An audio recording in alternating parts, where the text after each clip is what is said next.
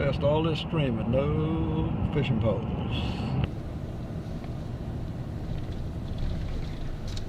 Runaway truck ramp in a half mile. Hap Crow used to sell Flying Scots with us.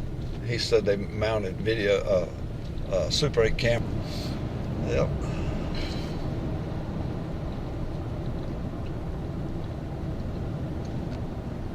Costs a lot of money to back out of them too. Yep. That's where you go to stop.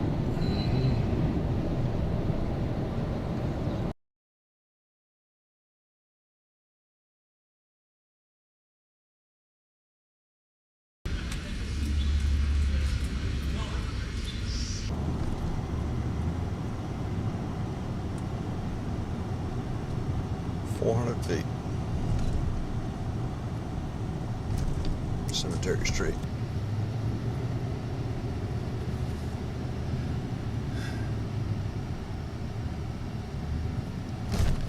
There it is over there.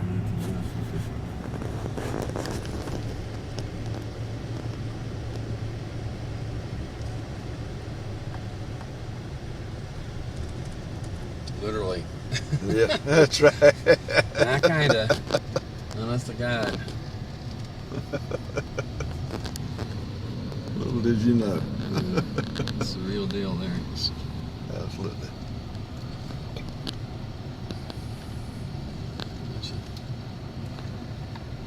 Bunch of Scots there. The board was done. Yep.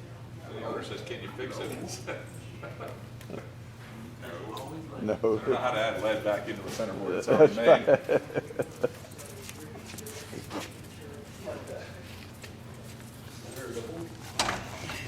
This is a little off center on the front wheel there. In there, and then the trunk, we got jigs that set the trunk so that it goes in the same place every time, and we make sure that it's centered. And that also puts down pressure on it to squeeze out anything extra. And that gets scraped out, and then all the like underneath the core, there's a strip of mat and roving that do the turn. You know, we call them L strips. You know, they connect the trunk to the hull. That's one thing about the trunks that a lot of people don't realize is not only is it the housing for the centerboard, it's also the main stiffener of the boat. That's why it goes forward so far. I was looking at Rebel down there at Lake Eustis the other day, and they cut the trunk off right at the mast step, so there's no stiffening. It's terrible. Yeah. Yeah. But all the compression for the mast is transferred through the deck to the trunk, and then it's absorbed, on that main truss. And then we lay. This is where your fore stays secured. This is for the bow bag. We put a little bit of milk fire or micro balloons up forward here just so that water doesn't puddle up there. Keep it in the high spot, it drains back. Yeah, it just drains back. And then we put a little extra glass in the stem so that the stem band doesn't, the screws don't go through for that. And all your layers overlap right here, so you've got about a 6 to 8 inch overlap that goes the whole way down. So that's why the center line of the boat is the strongest part. Yeah, anytime we lifted the boats up to do our, I had that jig all set up to the center up. Everything was right off the 2 6x6 posts right off the center. Yeah. And the forward just in front of each one. Yeah, the hull's probably underneath the core, it's probably a half inch thick. It's solid glass. Yeah. It's substantial. Now you did some work on the on just smoothing out the design, didn't you? Didn't you have a CAD drawing made or something? Well, the mold had drifted a little over the years. Yeah. And had a flat spot on the port side, and I took the board from number 1 and used that as the model to make a new mold. Okay. It kind of just brought it back to the original. Yep. No more overlapping joints on the front. You mean the register? Yeah, the register. Well, the register can go off if you.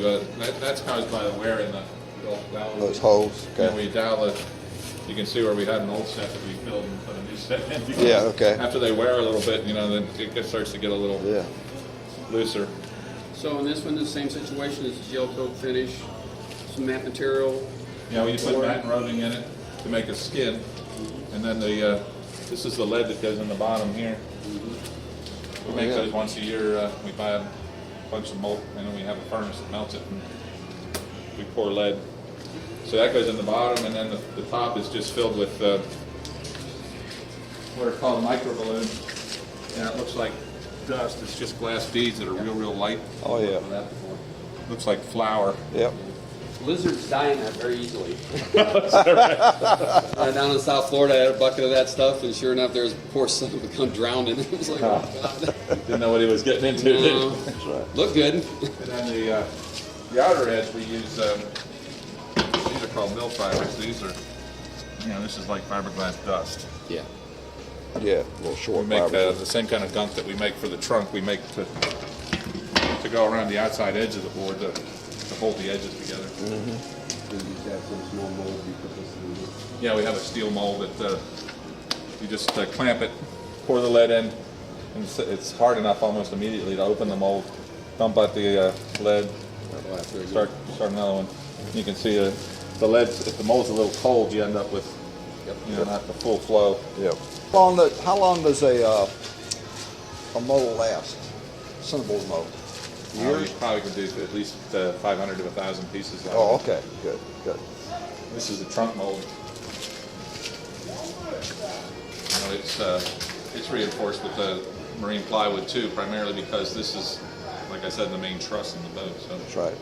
right in here, you've got 4 thicknesses where the stanchion's bolted on. You've got 4 thicknesses of 3/4 inch marine plywood on the edge, Yeah. and that gives it That's a lot of thickness. That's right.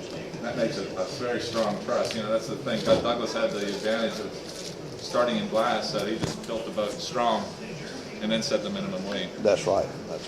So So you've got that's why the boats are indestructible. your marine plywood in here. Yeah, there's a piece that goes in here that, all these depressed areas are filled with plywood, except for this back here, these poplar back here, because the lift plate is screwed in and it doesn't hold in plywood on edge. Yeah. On the doesn't end hold grain, it it. doesn't hold well, so we put poplar back there. Okay. This is probably the trickiest thing in the whole boat The layout. to get together. Well, you gotta, Moose does the layout for these. Over here's where he assembles them. You gotta take these 2 halves, you have to put them together. And you gotta have it so that it's tight enough that the board's not sloppy, but not so tight that the board does. Plus the stanchion has to fit exactly right. So you've got about 10 minutes to get it right before it's kicked. Yeah, before we'll put them together, a little shuffling around real quick, and that's done. Yeah, Done so deal. it's definitely the trickiest part. Yeah, plus the board has to go up and down smoothly and come all the way up, and then all the geometry of that is very, very tricky. You get it exactly right so that it works every time. And then we do the. To me, it's like a dental impression. Put the boat up on the high horses and let the board down and plumb the board, and then just inject a little bit of resin on either side so that it's custom fit. That's right. Yeah. This gets balsa up here, right? Yeah, the whole foredeck, the side deck, and the aft deck are all balsa. You can see the balsas in that cover in there. And this is the plywood that we put in the trunks to reinforce it. Those are the mast partners. We make those out of treated lumber so they won't rot.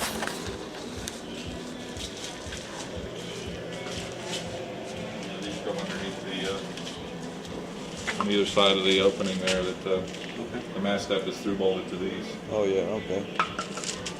Good.